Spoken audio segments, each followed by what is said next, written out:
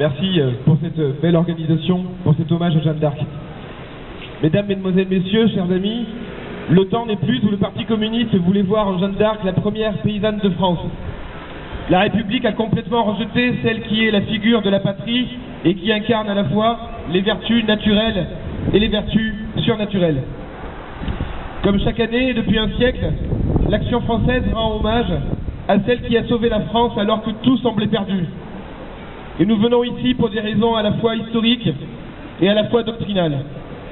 Historique d'abord parce que nul ici n'ignore que c'est l'Action française qui, au début du XXe siècle, a bravé les entraves de la République pour réveiller le culte de notre héroïne nationale.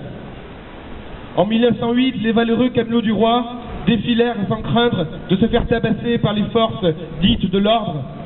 Et c'est finalement au bout de 10 000 jours de prison et après 4 années d'affrontements que le cortège fut autorisé en 1912.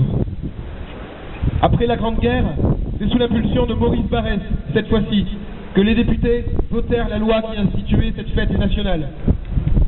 Alors je tiens à remercier ici et à saluer la présence de Marielle Pugeot qui représente cette tradition vivante. Et à travers elle, nous saluons nos maîtres, nous saluons Charles Maurras, bien sûr, mais aussi son père, Maurice Pugeot, fondateur de notre mouvement. J'ai aussi une pensée pour Michel Fromentou qui, aujourd'hui malade et à l'hôpital, aurait bien aimé être des nôtres. Que d'illustres défenseurs de la patrie sont venus ici, au pied de celle que Jean-Marie Le Pen n'a pas hésité à qualifier de plus grand homme politique de France. Et nous marchons ici dans les pas finalement de ceux qui ont tracé ce sillon, le sillon du nationalisme intégral, et qui sont restés fidèles à cette doctrine contre vents et marées. Et c'est bien pour des raisons doctrinales que nous répondons présents à l'appel de Jeanne, celle qui incarne cette espérance française au plus haut degré. En observant les crises et l'état pitoyable de notre pays, nous constatons que la politique de la sainte de la patrie, le politique d'abord, est plus que jamais d'actualité. Quand nous disons politique d'abord, nous ne mettons pas la politique au-dessus de tout.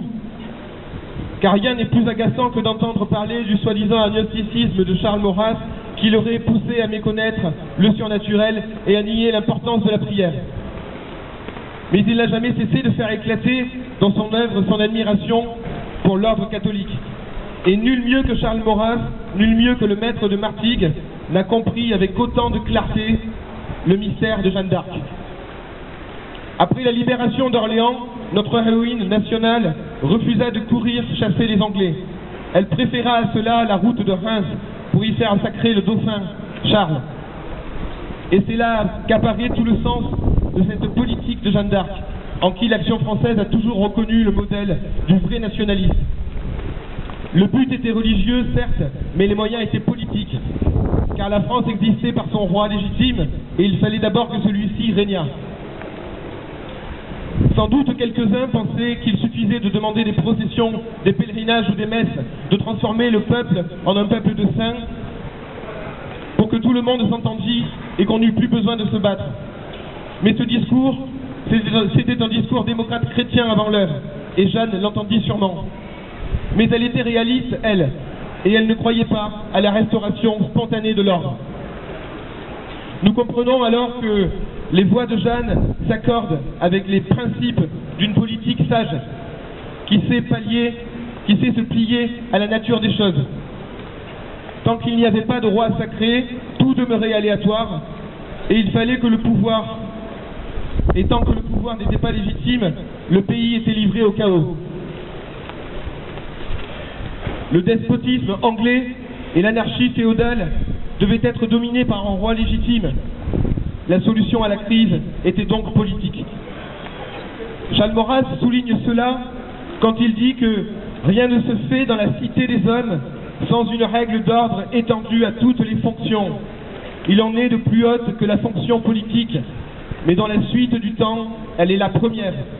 Politique d'abord, dans un pays qui est sujet au déchirement entre les partis, le gouvernement du roi, à la vertu de mettre fin aux divisions, aux convoitises et aux appétits du gouvernement de plusieurs. C'est donc par le roi qu'il nous faut commencer. Et à l'Action française, nous pensons, comme Jeanne, que la prise du pouvoir politique précédera la résolution des problèmes de tous les problèmes, qu'ils soient sociaux, moraux ou identitaires. C'est la raison pour laquelle notre action est d'abord politique. Politique avant d'être culturelle, politique avant d'être morale, politique avant d'être religieuse. Alors prenons garde, car il y a un piège. Et le piège pour les nationalistes français, c'est quand leur action se limite à un aspect particulier de cette crise nationale. Aujourd'hui, nous subissons les effets de l'infâme démocratie, la puissance de la fortune anonyme et vagabonde, l'action néfaste des États dans l'État, combinée bien sûr au grand remplacement et à une crise des mœurs sans précédent. Tout cela nous invite à tirer la leçon politique de l'action de Sainte Jeanne d'Arc. Avec Jeanne, nous sommes à la jonction du politique d'abord et du Dieu premier servi. Et chacun de ces principes appelle l'autre. Et cela, finalement, érige l'action politique au niveau de l'une des formes les plus suprêmes de la charité. Alors, chers amis, appliquons-nous à mener l'action jusqu'au bout, car nous défendons l'héritage en l'absence de l'héritier. Il s'agit d'observer, il s'agit d'oser renverser la démocratie, pour qu'enfin les libertés d'en bas soient garanties par l'autorité d'en haut. Car jamais, autant que sous nos yeux, ne s'est vérifiée la prédiction de notre vieux maître Charles Maurras: la démocratie c'est le mal, la démocratie c'est la mort. Nous résistons sur le dernier bastion. Tout désespoir est une sottise absolue. Vive Jeanne, vive la France et vive le roi.